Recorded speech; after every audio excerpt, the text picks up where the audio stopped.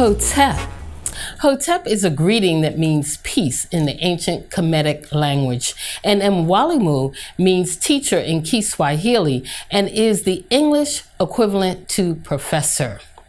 Again, I am ecstatic to bring season 3 of this special journey, planting seeds and growing consciousness towards empowerment through self-knowledge.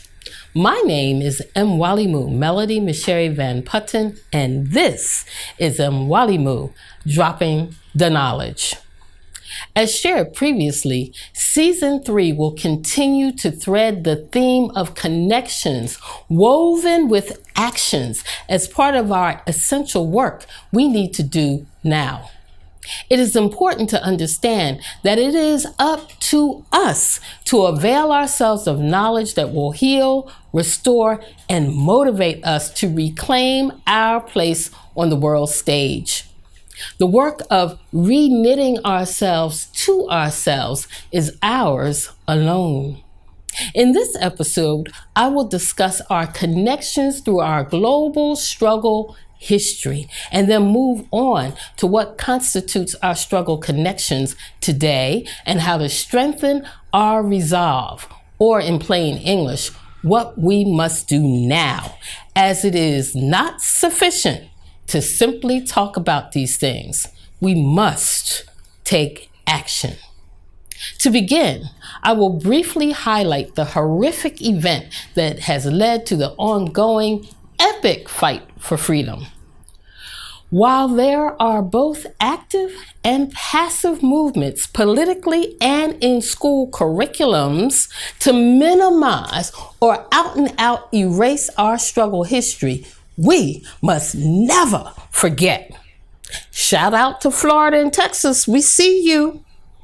Our enslavement then and our mental enslavement now was and is about economics, finance, money.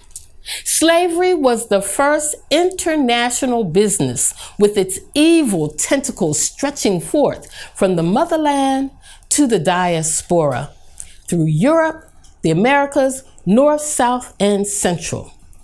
The reason why the struggle for liberation even exists is because of the immoral practice of a peculiar and particular brand of enslavement.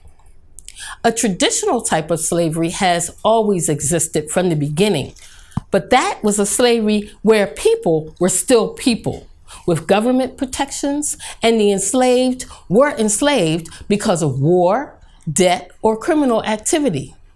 Chattel slavery, on the other hand, was psychological, economic, and physical war on the continent, the land, resources, people.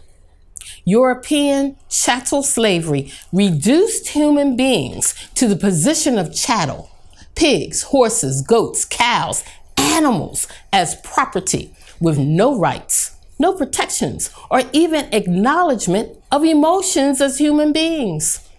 I'm talking the brutal capture, kidnapping, forced transport, and dragging people across the ocean in chains for a lifetime of servitude, stealing people away from everyone and everything they ever knew was the great disaster, the Ma'afa. For the people who were left, they experienced a violent takeover of their land and everything they knew as well. European enslavement and colonization subjugated land, resources, and personhood. That is mind, bodies, and spirits. Truth be told, we are yet to fully recover. While many things have significantly changed since those extremely dark days, and slow incremental improvements continue, the devastating effects of chattel slavery on people of African descent worldwide still lingers in a myriad of issues to be addressed. Part and parcel of the tragedy of enslavement and colonization is that the European invaders forcibly usurped and unceremoniously replaced traditional African ways of life, culture, values, education, religion, government, language, and sense of self. Cultural genocide, that is, the erasure of a people's special expression of human beingness, is a crime against humanity recognized by the United Nations.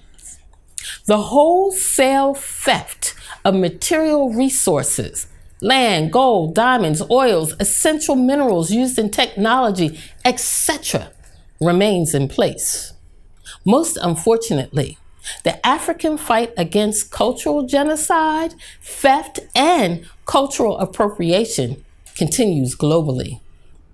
To discover and recover the best of our ancient and traditional ways is a form of Sankofa, to go back and fetch our very selves, or, poetically speaking, Sankofa. The Akan people's brilliant way of saying, go back and fetch what has been forgotten, what has been lost or stolen. Go back and get it. We're doing just that. Going back to fetch what belongs to us, the best of our cultural, ethical values from Kemet's Ma'at, while being mindful to let none of the good be lost from the Yoruba. We are going back and mining the annals of a great history, one that does not start with enslavement, but reaches back to the beginning of time when Africans created the foundations of world civilization, giving the world great gifts from agriculture to architecture, mathematics to medicine, to our aesthetic beauty penchant from our textiles to cosmetics, not to mention a sense of style that influences the entire world. Sankofa, go back and get this history. Learn it, teach it, share it, glory in it, marvel in our genius, resilience, and our dogged determination to be. May our ancestors be pleased. Ashay will be right back.